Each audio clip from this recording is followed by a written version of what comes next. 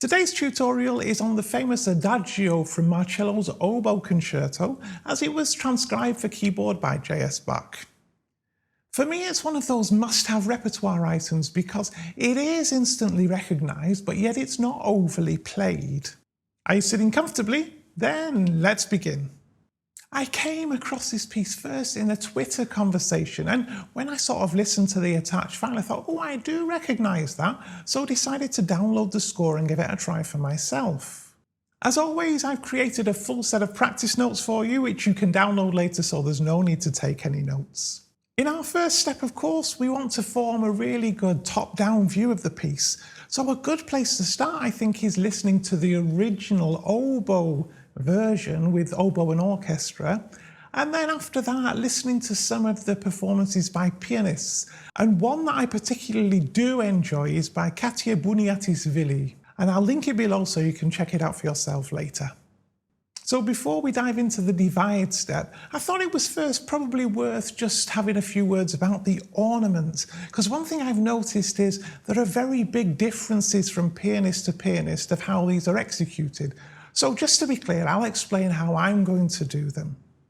The first ornament we see is a lower mordant, and it's played by starting on the main note, then playing the note below before returning to the main notes. Next, we find two types of trills here. And the first, you might confuse this with an upper mordant, as this same sign is often used for that in later music, so in Chopin's music, for example. However, here, when you see this particular sign, you read it as a trill, wherein you'll play the note above, the note itself, the note above again, and then the note itself. The next type of trill we see looks very similar, but on closer examination, you can see that it's got an additional little wave, so the cymbal's that tiny bit longer. And when interpreting this, I've generally just added one set of notes to the trill. The next ornament we see is an appoggiatura, where you basically play that note and then subtract its value from the note it precedes.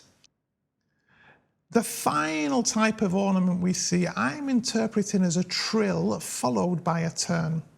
I haven't found an official name for it, so if you do know, please let me know in the comments below. Here, I believe the turn is inverted, as you follow the shape from below to above and then below again. You might, of course, want to play them differently yourself. Now, the other general thing I'd mention as well is the pedal. Now, there are no pedal markings in the score that I downloaded, but, given that we're playing a piece of orchestral music, I think it does need to be played with pedal. In terms of dividing this piece, given it's so short, I just divided it into a set of segments, and those segments into snippets. I've gone for fairly small snippets here, as there are lots of tiny details which we'll look at that make it worth starting out small. The breakdown I settled on is included in the practice notes. The first segment has an introduction and perhaps the most well-known part of the theme. I've taken the first three measures as an initial snippet, and I think it's well worth paying attention to these. First, Bach's written them split between the staves, and so presumably the hands. However, there's nothing to stop us using one hand to play both. The trick, of course, is to keep them light and each chord absolutely together. I personally find that with very quiet chords, there can be a tendency to either have ghost notes or not to play them perfectly synchronized. It's worth practicing this snippet alone, I think, several times through in the early stages of learning this piece, paying very close attention to the sound. The next snippets I found initially a little rhythmically challenging, and it can be helpful perhaps to start working at these away from the piano. Of course, you need to think about how you want to count, and different things will work after all for different people. You might want to keep a metronome going so that you've got something to give you that steady pulse. You might prefer to count out loud, you might prefer to count in your head. Whichever one you choose, I don't think it actually matters that much. Now, the piece is actually written in 3/4 time, but what I found that if you want to try to get to the lower subdivisions, such as 30-second notes, If you count 3 to the bar, it can be a bit difficult. So what I chose to do was count 6 to the bar instead. And clearly I don't mean count it as though it's 6, 8. No, just count 6 to the bar. 1, 2, 3, 4, 5, 6. 1, 2, 3, 4, 5, 6. And 1, 2, 3, 4, 5, 6. 1, 2 and 3, 4 and 5, 6 and 1, 2, 3, 4, 5, 6.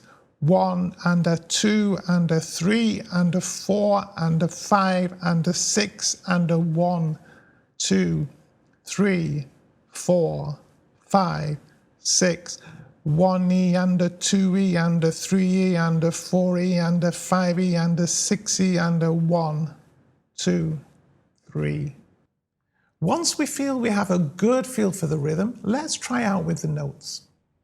There are a couple of things I think worth stressing here. First, where we have the inverted mordants against the half notes, it's quite important not to catch the mordant itself in the pedal. However, we want to ensure that the actual notes or the half note is played with sufficient weight, as we need it to keep singing above those left-hand chords. The second thing is the chords in each snippet underneath the half note. Depending on the size of your hands, you might find these a little stretchy. And I've heard teachers suggesting keeping the fingers locked into position for such repeated chords. However, if I do, I find that tension builds in my hand. I find it much better to think of keeping the hand relaxed, but consciously engaging the fingers as we play each chord. Again, we need to ensure that all 3 notes sound in unison and that they don't overpower that single higher register melody note. So with both of these things in mind, we can work through each of these 3 snippets one at a time. Avoid the temptation to play through them all one after another. Repeat each one individually and really focus. If you find the chords are difficult to control, then practice first somewhat more heavily. Once this has started to work, try lightening your touch progressively. Only once we're really confident that everything is in place should we start practicing 2 snippets at a time, then 3 at a time, and then of course the entire segment. Now my next little segment has only 3 snippets, and that's because, as we can see here, the musical design has changed somewhat. Rather than starting at the beginning of the measure, the phrases now start just after that first beat. You might find it helpful to count these out first, as we did before. Now the mix of notes is slightly more complex. And we also have a trill in the middle of the second snippet. Again, we can work on each one carefully. We pay great attention to the left-hand chords, and it's important to aim for a good degree of separation between the left and right hands. Again, once we're happy with each one individually, then let's start adding them together. Remember, if we can't play one of them as we want to play it, then we'll not be able to manage 2, will we? Applying more stringent quality control, especially right at the outset, ultimately saves us a lot of time. Our next segment has 5 snippets. The first 4 of them don't really introduce anything new for us. We can use the same basic practice techniques as we work snippet by snippet on them.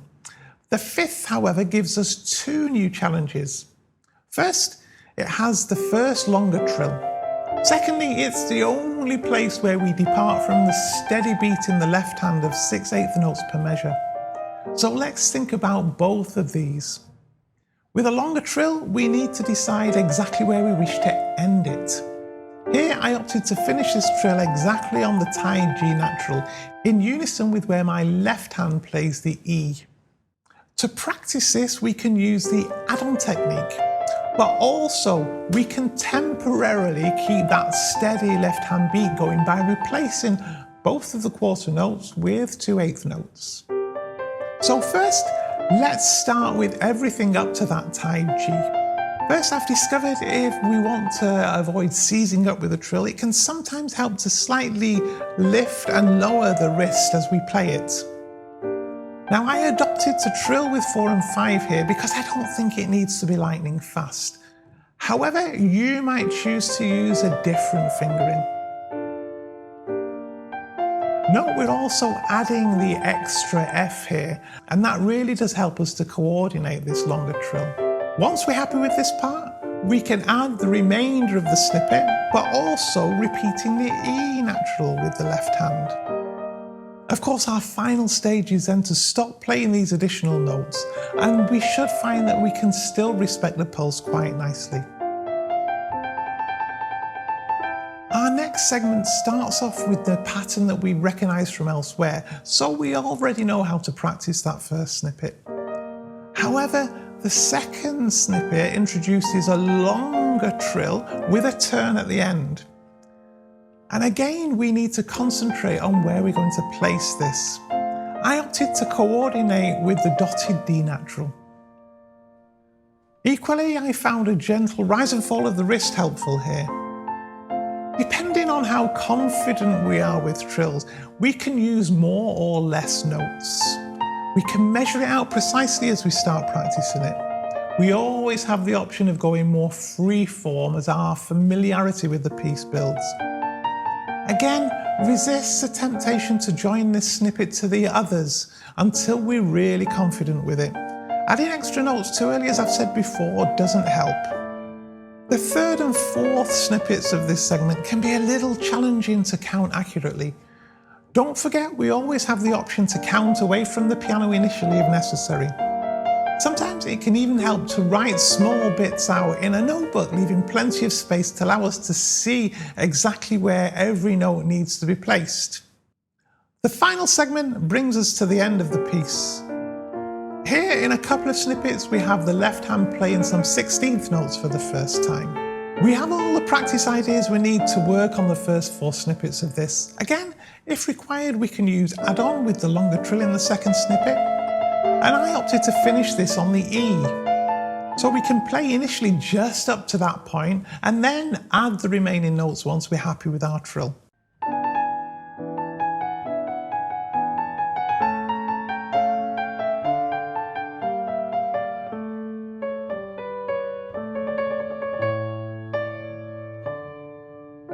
Now the final snippets have a very different musical design than the rest of the piece, aside perhaps the introduction, of course. We now have chords in both hands, but they still need to be played perfectly in unison. Again, we might initially choose to practice them somewhat more heavily, and then lighten our touch as we go on. We also want to think about the voicing of these chords. Which notes do we want to bring to the fore?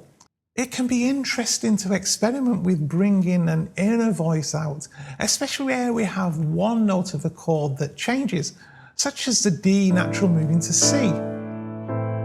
We have another where we go from C to B flat, and you get the drift. And there's also where we have it actually written for us with a line going from G to A between the right and the left hands. Our final step, of course, is to integrate everything together. And what I generally recommend is, as you start to find either snippets or segments adjacent to each other that come together, start practicing these together straight away, and then gradually build the length of what you're going to play. If this video has inspired you to learn a little more Bach, then I'll link a video here for you that you might find interesting. It's one of his preludes that we can actually use to practice without looking at our hands, which is a really good skill to develop. And if you're not already, then please do subscribe to Tommy's Piano Corner. I do thank you very much for watching and look forward to seeing you very soon.